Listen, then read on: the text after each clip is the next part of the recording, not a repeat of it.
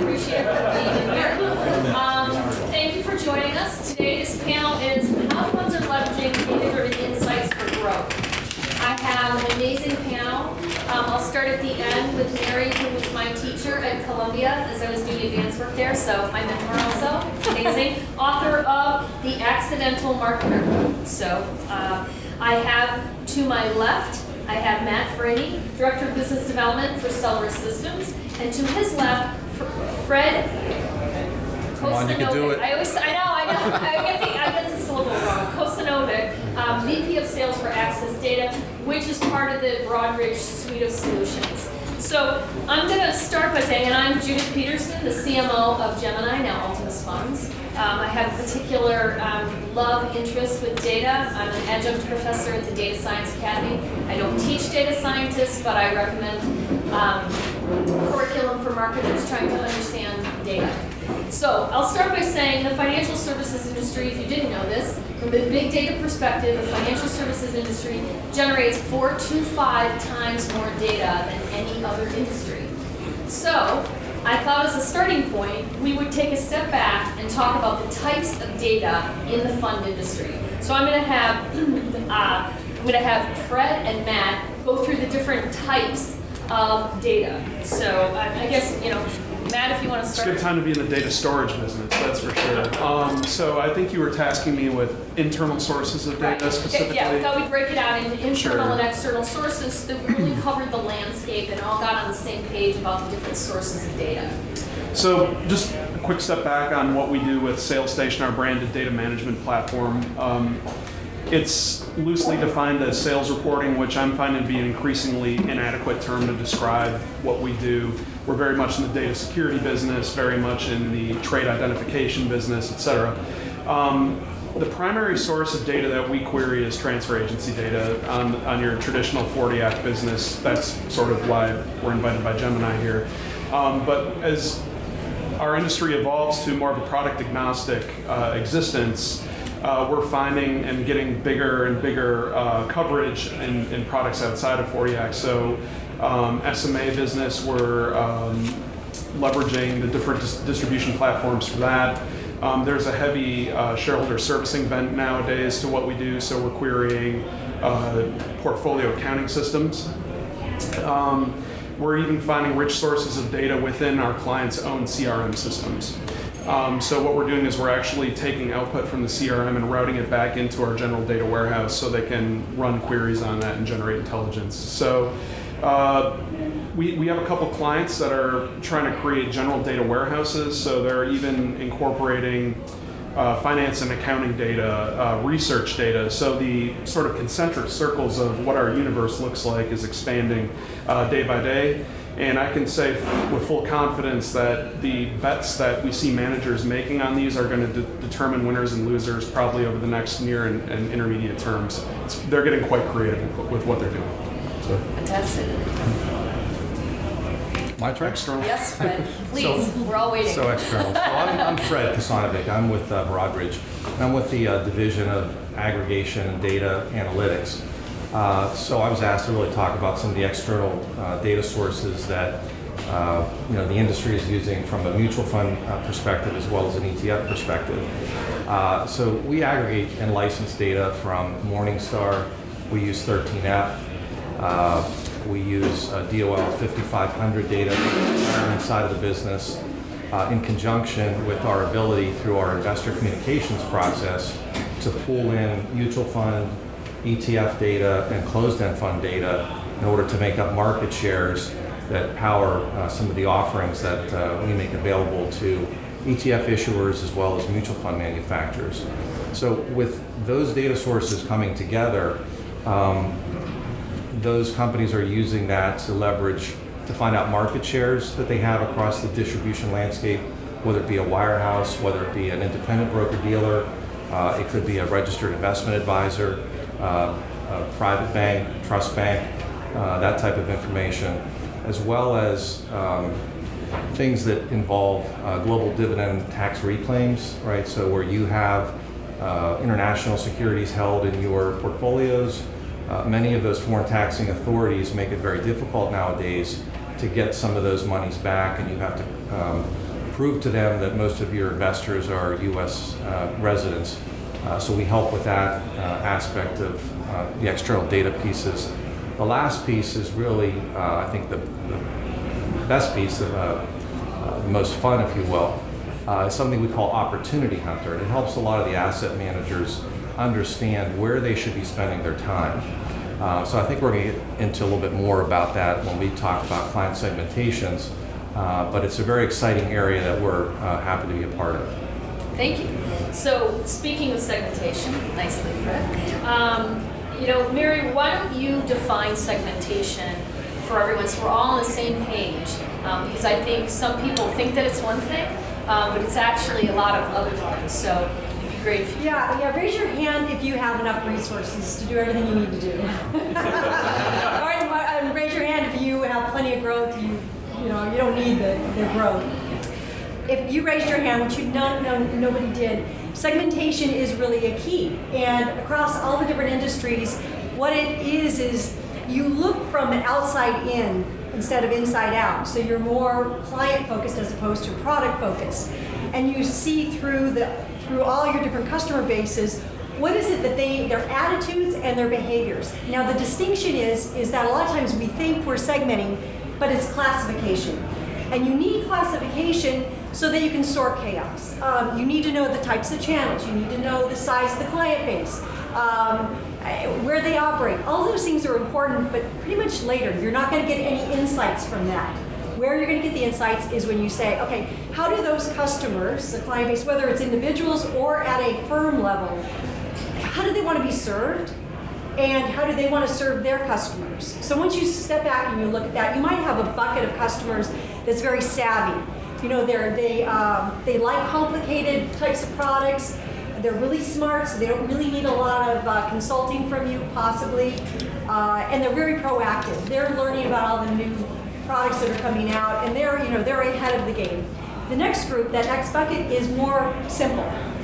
They need help. They want you to explain things. They don't want everything to be complex, but they want enough that they're doing a great job and they're understanding it. This third bucket here, they're traditionals. I'm making this up, but these are the three typical buckets. The third bucket, they're like, well, let's just see how it goes. They kind of wait for everyone else and then they'll decide. Now, do you see what happens if you bring a complicated product to either of these two buckets? You'll fail. And so if you can shift it and put your resources against, in that case, if it's complex, against this first bucket, then you've started to manage your resources better and not waste your time and energy against these other buckets. So it really is powerful as a way to get yourself going in the right direction, and also the things that you're going to offer them and what you're going to say to them. So that's a simplified version. There's no right or wrong segmentation. There's just ones that give you insight and ones that don't. And the beauty of this is that these guys have the keys to the kingdom to figure out how to take the data that actually is flowing already and figure out what buckets might work for you to give you insights. So I guess that's a good jumping off point to say, why don't you each give an example where segmentation has gone right and perhaps where it's gone wrong? Yeah, I'll take the latter first. I think looking at what our clients have done that has been not too successful, I think, is not acknowledging the separate and distinct buying personas that different channels represent in intermediary distribution. And therefore deploying wrong resources, wasting time with gatekeepers, etc. Conversely, what we've seen them do very correctly is develop strategies specifically around the separate and distinct buying personas. So in an institutional sale, they're involving the portfolio manager, which is not a relationship-driven sale. And then conversely, in maybe more of the regional broker-dealer, independent broker-dealer channels, that is more of a relationship sale, and they're deploying more of a traditional internal-external wholesaler model to that. I mean, all of those have applications across the board, but what's incumbent upon distributors to recognize and acknowledge that there are separate and distinct buying personas. Great. Right. Yeah, and I would echo that as well. I think, we talked to a lot of aspiring asset managers that are trying to get beyond their seed money to get distribution.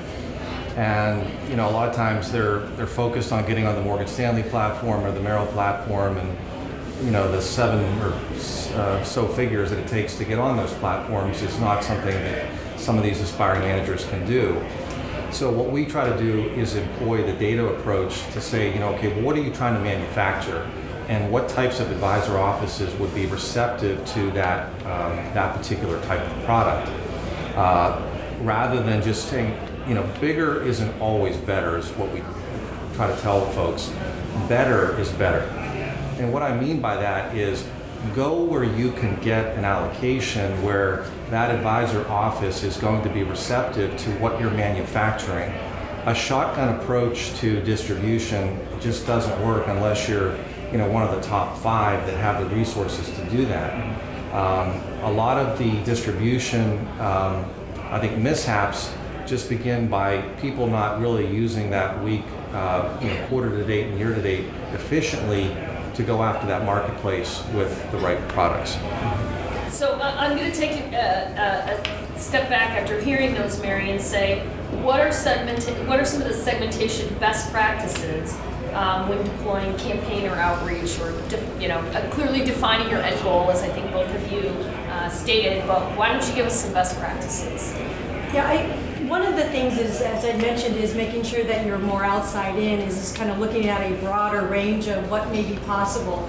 And an example of that may be now that Gemini and Altus have come together, it's easy to go, okay, now what are we going to be? We're a non-bank entity, so you start leading with that as opposed to stepping back and first looking at what is the market space that's out there, what are the needs and the trends that are starting to occur. And then through fresh eyes, you're able to say, which of these segments needs help and how can we differentiate? You may not be able to differentiate in some of these segments, but there are some where they have those opportunities that you can start to match up better. So it's probably one of those. Yep, that's very astute. When we kind of talked about intermediaries, let's talk about what drives intermediaries, because I thought that was an interesting point. Either of you. Sure. I think it really depends on which specific intermediary you're looking at. I don't think it's any news to anybody in the room here, but wirehouses are going much more to a model-driven environment where there's entire teams of product specialists that are analyzing managers on a daily basis, and that's a reference to the more institutional sale that I had talked about in my previous answer. But I think it really depends on the intermediary specifically, but I don't know, what are you seeing? Yeah, I think we see a lot of growth in the RIA space through the supermarket channels of Schwab, TD, NFS, Fidelity, Pershing to some extent. And I think, approaching those types of intermediaries, a lot of them are breakaway brokers that, were at Merrill or Morgan and have started their own practice. And so approaching them from a registered investment advisory standpoint, rather than treating them as a former, wirehouse type of rep, is a different approach. And, the products that you have really have to speak to what, is in their allocations. Yeah, the RIAs are really looking to partner with more of the emerging managers, trying to find the strategies that fit their specific practices. So what we see from our clients' perspective is really gaining their track record and gaining a foothold through the predominantly starting in the RIA channel and branching out into some of the larger channels from there. I guess now's a good place if people have questions. We're open to taking some questions. The data is great, but getting data that's clean for a price that you can afford is possible. That's a really good point, and we're, I think, as an industry, moving up the data value chain. I think Alma and I used to talk about this, where 5 years ago, the challenge was just getting clean data. So I think we're at a point at an industry now where we can sort of hang our hat on that a little bit and move up into the value chain in terms of what are we actually going to do with this data now. There's almost too much. Is there any effort to harmonize that? If you go to Schwab or TD or Fidelity, you want your custody data there and it's flowing through broadly. It's going to come out in different pieces in different ways. 100%. That's the advantage of working with an Access Data or a sales station, is being able to normalize. It's a process we call normalization, being able to create sort of one relationship across multiple different clearing platforms. So, you might have XYZ RA that clears through Schwab, clears through Fidelity, clears through TD. If you were to just try to look up on your own through the portals, what is our relationship with XYZ, you'd be multiplying times 3 or adding up different buckets. You want to have a normal, one consistent, one viewpoint of your relationship with XYZ. So it's becoming more cost effective to do these things. The more adoption there is by the industry, the more we can sort of amortize costs over a bigger user base. It is becoming more efficient, more cost effective for managers to access services like what we offer.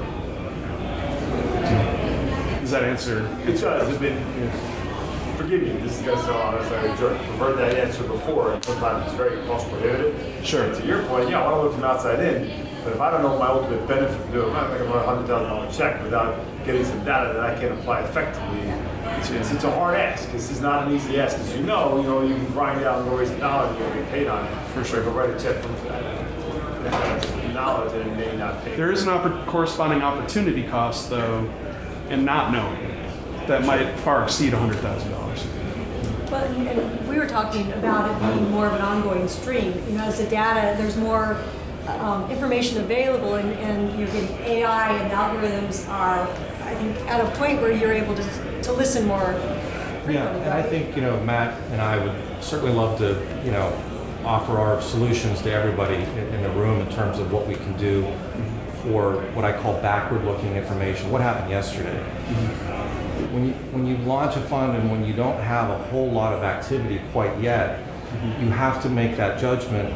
Do you want to, be backward-looking to see what happened? It's obviously important, but I would submit that almost the forward-looking data is even more important. So how are you going to get to your next 100 million or next 500 million? So what's your culture? What is your business in terms of what's most important to you? It's important to obviously pay your people, do your management reporting, but how are you going to get that next lump of AUM to gain allocations from whatever channel you're focusing on? So I think it's a balance that you have to really weigh, and it is an investment in terms of what you're going to, what path you're going to go down. And I think when we're talking out in the marketplace, talking to COOs and CEOs, they're increasingly viewing that more as not a luxury, but a cost of doing business.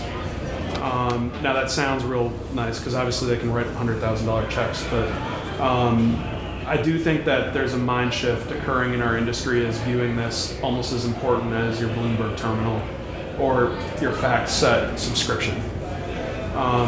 Because I can't think of very many industries where you can be successful and not know who your end customer is and not being able to engage your end customer in a meaningful way. Anyone else? Any other thoughts or comments from our panelists? I think we're good there. Thank you, everyone. Please enjoy a cocktail. Obviously, Matt, Fred, and Mary will be cocktailing themselves if you think of any other questions, so please join us.